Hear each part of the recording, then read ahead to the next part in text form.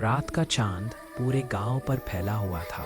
मिट्टी के घरों की छतों और नीम के पेड़ों पर हल्की चमक डाल रहा था।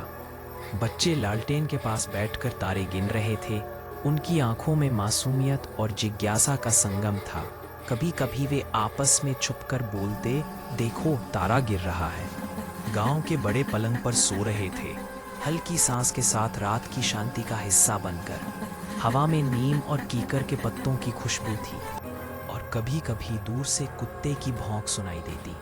गांव रात के अंधेरे में शांत था, पर हल्की सी अजीब सी अनुभूति भी हवा में मौजूद थी। रात का खाना खत्म होने के बाद गांव के लोग धीरे धीरे चबूतरे के आसपास जमा होने लगे। बच्चे अपनी माँ बाप के पास चिपक गए, कुछ जवान लोग लालटेन के पास खड़े हो गए और सबकी आंखें बड़ी माजी पर थी। बड़ी माजी गांव की सबसे बुजुर्ग औरत चबूतरे के किनारे बांस की छोटी डोली पर बैठी थी। उसके चेहरे पर हल्की चमक थी और आंखों में ज्ञान और थोड़ी भयावहता झलक रही थी। सब चुप हो गए, जैसे पूरी हवा भी उसकी बात सुन रही हो। बहुत पहले बड़ी माजी ने धीमी आवाज में शुरू किया, यही चबूतरा, यही नीम का पेड़ कुछ ऐसे दिन देखे जो आज तक गांव के लोग भूल नहीं पाए। एक लड़का और लड़की रात में छुपकर बैठ गए थे और देखना चाहते थे कि भूत का चेहरा कैसा होता है।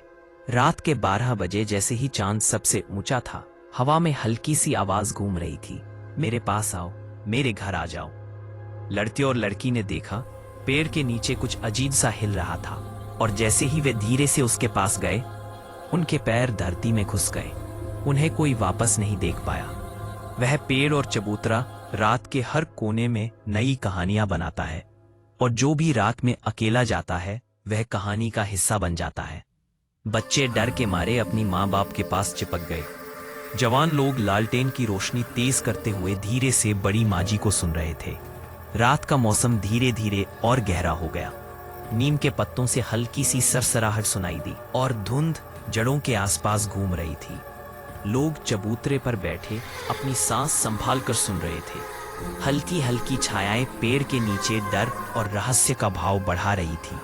लालटेन की लौ हिल रही थी, जैसे पूरा गांव एक कहानी में खो गया हो।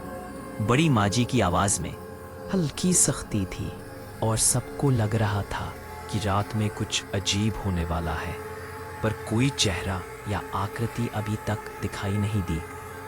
यह रहस्य लोगों के दिलों में भय का रंग भर रहा था। जैसे ही बड़ी माजी की कहानी खत्म हुई, लोग अपनी पलंग पर लौटकर सो गए।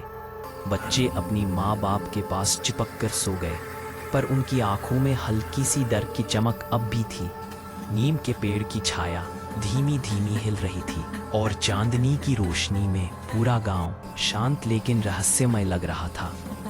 हवा हल्की चल रही थी और लालटेन की लौ धीमी रोशनी में झिलमिला रही थी। बड़ी माजी कहती थी कि रात के हर कोने में कुछ न कुछ कहानियां छिपी रहती हैं और जो भी उन कहानियों के पास जाता है वह कभी वापस वैसे नहीं आता। और इस तरह चांदनी रात में गांव के लोग अपने सपनों और कहानियों में खो गए। नीम के पेड़ की छाया अब भी हल्की सी हिल रही थी, जैसे कहानी कभी खत्म ही न हुई हो।